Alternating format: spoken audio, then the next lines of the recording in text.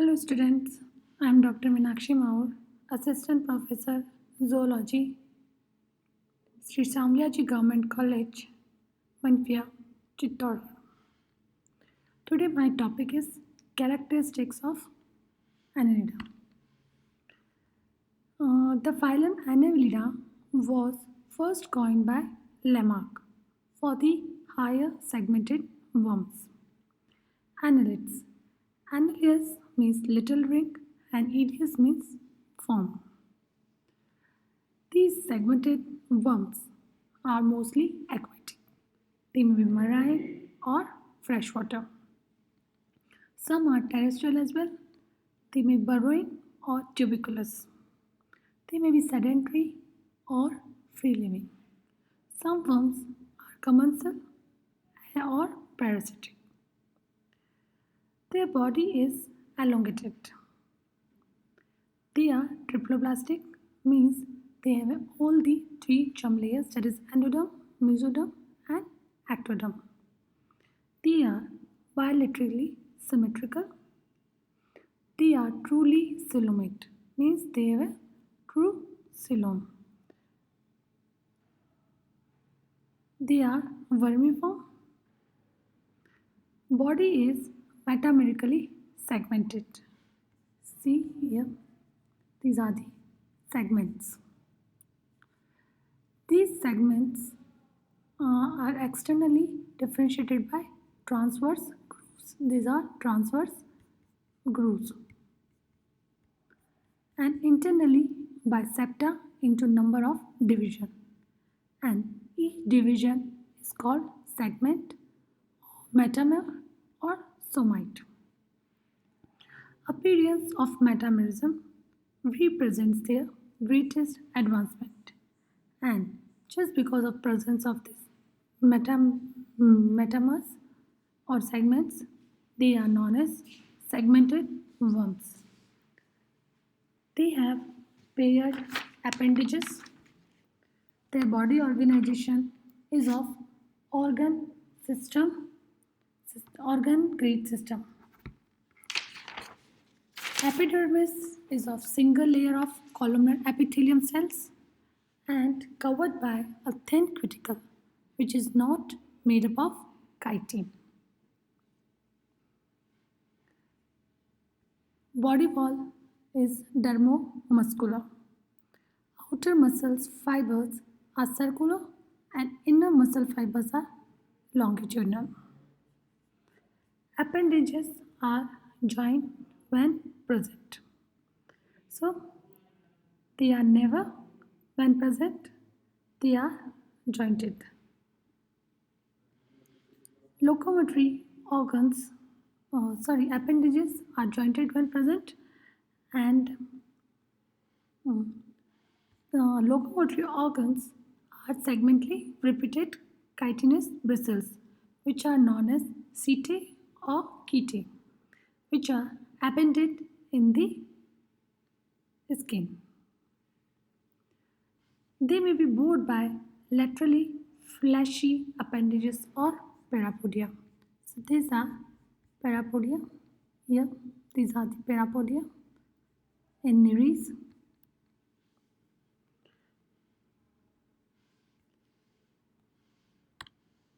They have a true cytosylum. That is the presence of true cytosylous coelom, which is usually divided into compartments by transverse septa, and they are mostly well developed in leeches, that is Hirudinaria.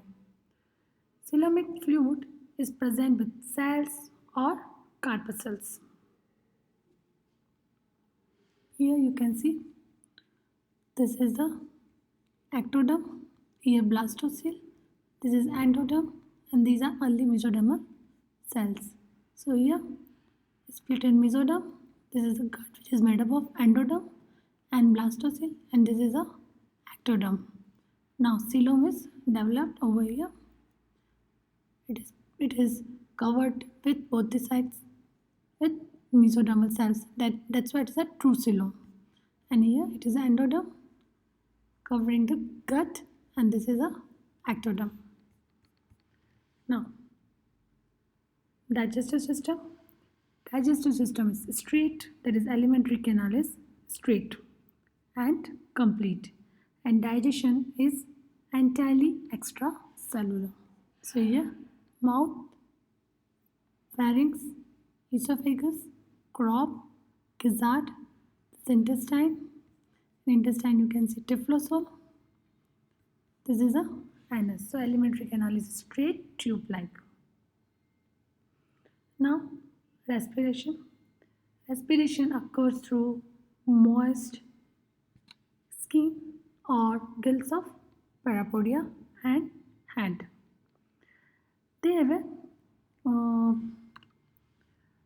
uh, respiratory pigment which may be either hemoglobin or erythrochlorin, which is dissolved in blood plasma. Their blood vascular system is of closed type, and blood is red because of the presence of hemoglobin or erythromycin or erythrochlorin. Excretory system consisting of metamerically disposed coiled tubes called nephridia. This is nephridia of Pheretima. So it communicates the coelom to the exterior. This is the nephridia. Nervous system consists of cerebral ganglia, that is a brain, and double ventral nerve cord, which have segmentally arranged ganglia and lateral nerves in each segment. So here you can see cerebral ganglia. This is a brain and double ventral nerve cord. It is present on the ventral side, that is a ventral nerve cord, and segmentally arranged ganglia. Here segment. These are the segmental ganglia. This is the pharyngeal connective, suprapharyngeal ganglion. Receptor organs are also present, or we can say sensory organs, which includes tactile organs, taste buds, stetocyst, photoreceptor cells, and sometimes eyes with lenses in some. They may be monoecious or dioecious. Monoecious means hermaphroditic or sexes are separate. In them, cleavage is spiral and determinate. And dioecious or unisexual form is also present. Then development is direct in monoecious but indirect in dioecious forms. Larva, when present, is a trochophore larva. When larva is present, it is in case of indirect development. In others, these stages pass through development. Then regeneration is very common in them. Asexual reproduction also occurs in some forms. Examples are Aphrodite and Nereis, Iridinaria, Pheretima, Lumbricus, Polygodius, Pintobdella.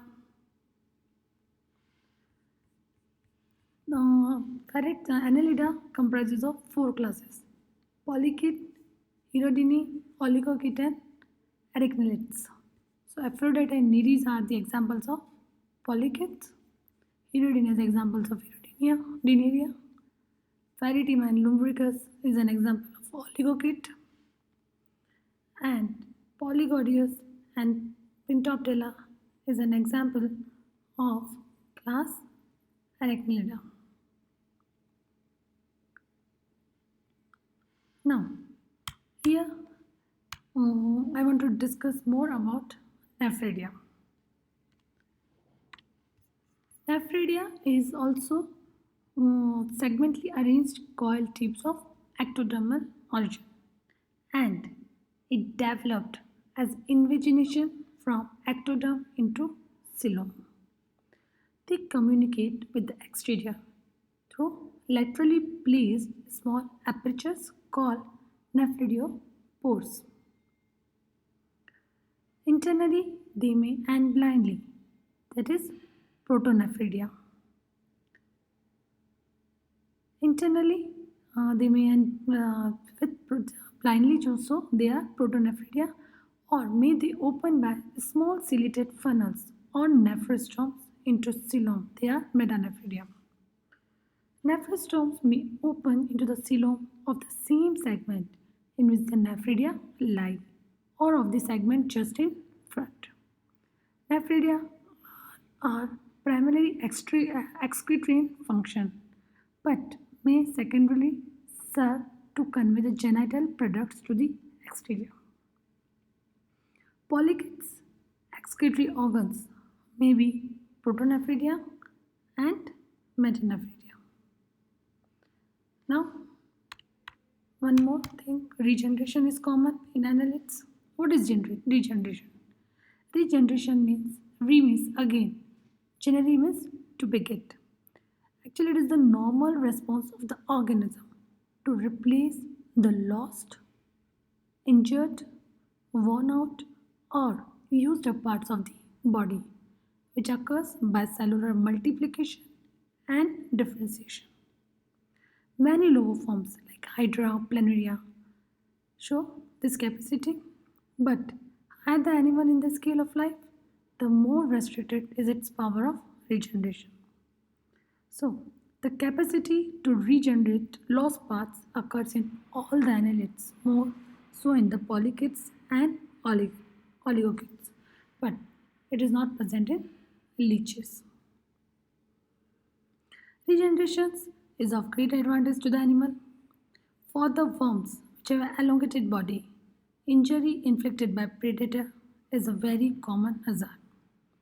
Hence, the ability to shed the damaged parts and then to replace them by developing new organs is of great survival value to the segmented worms. Now, asexual reproduction in polychaetes. So, asexual reproduction in polychaetes takes a form of fragmentation or budding process that involves both growth and regeneration of missing parts. So, annelids have also some economic importances. It serves as a food. Um, they are considered a great delicacy and even given a no, it is eaten. They are collected during swarming, and it takes place once a year. And epitox are highly nutritious, which consist of almost pure yolk-laden eggs, and they are used as a food by some people. And they act as a transporter of soil. Arenicola is a transporter of soil, and it considered even more effective than the common earthworm. They are used as a fish bats. Arenicola is one of the commonest bats for certain fishes. They are also reef building agents. Some sand and lime concreting tuberculous polychaetes are important reef building agents in some parts of the world. Polychaetes may also be harmful. Species of Polydora are oyster bats, which cause mud blisters in the nacreous layer of shells and makes the oyster unfit to be sold. Oyster growers call this worm disease. Some sedentary polychaetes cause fouling on the bottoms of ships, dikes, and other harbor installation. They may also cause destruction to the building material. They cause severe burning from contact if picked up by the unwary collector because of their beautiful colors. So they are economically important as well. So today I discussed what are the characteristics of annelids. They are aquatic, elongated, triploblastic, bilaterally symmetrical. They have a presence of metamers. Metamerism is common in them. Body organization is of organ grid system. Locomotory organs are Segmentally repeated chitinous bristles, which are called setae or chetae. They have a true cytocoelom. Alimentary canal is completely straight. Digestion is extracellular. Respiration occurs through skin or gills of parapodian head. Blood vascular system is of closed type. Blood is red due to the presence of hemoglobin or erythromycin. Excretion is by nephridia. Nervous system comprises of cerebral ganglia and double ventral nerve cord. Receptor organs include tactile organs, taste buds, stetocyst, photoreceptor cells. They may be monoecious or dioecious. Development is direct. Larva when present is trochophore. Regeneration is very common in them. Asexual reproduction occurs by fragmentation or budding. Thank you.